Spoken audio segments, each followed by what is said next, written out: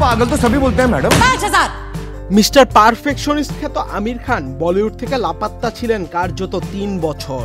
2022 সালে লাল সিং চাড্ডা বক্স অফিসে ব্যর্থ হওয়ার পর অভিনয় ছাড়ার কথাও ভেবেছিলেন এই তারকা। সেই আমির ফিরলেন কি দুর্দান্ত ভাবেই।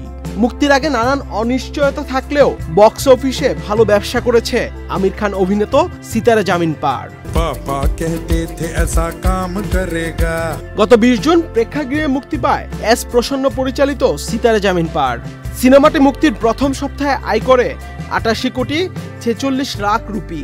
দ্বিতীয় সপ্তাহেও ব্যবসা ধরে রাখে, আয় করে 46 কোটি 45 লাখ রুপি। মুক্তির 20তম দিনে এসে আয় অনেকটাই কমেছে আমির খানের সিতারা জামিন পারের। এদিন আয় করেছে মাত্র 1 কোটি 15 লাখ রুপি। বান্ডেল থাকলে প্রতি সেনমানিতে টাকা বাঁচবে।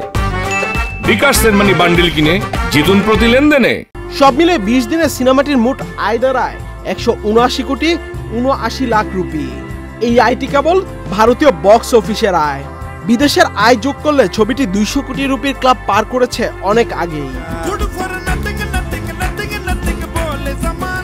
বক্স অফিস বিশ্লেষকরা মনে করছেন গত কয়েক বছর ধরে শাহরুখ খান, সালমান খান, ঋত্বিক রোশন, রণবীর কাপুরের মতো বড় তারকারা কেবল অ্যাকশন সিনেমা করছেন।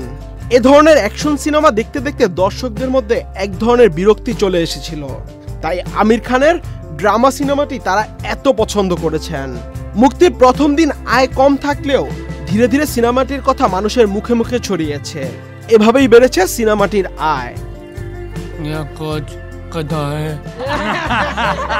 ছবিতে আমির খানকে একজন বাস্কেটবল কোচের ভূমিকায় অভিনয় করতে দেখা গেছে, যিনি একদল বিশেষ চাহিদা সম্পন্ন শিশুদেরকে প্রশিক্ষণ দেন। ছবিতে আমিরের স্ত্রীর চরিত্র অভিনয় করেছেন জেনেলিয়া।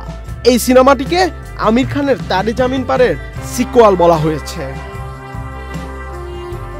আহমেদ শাফি, চ্যানেল আই।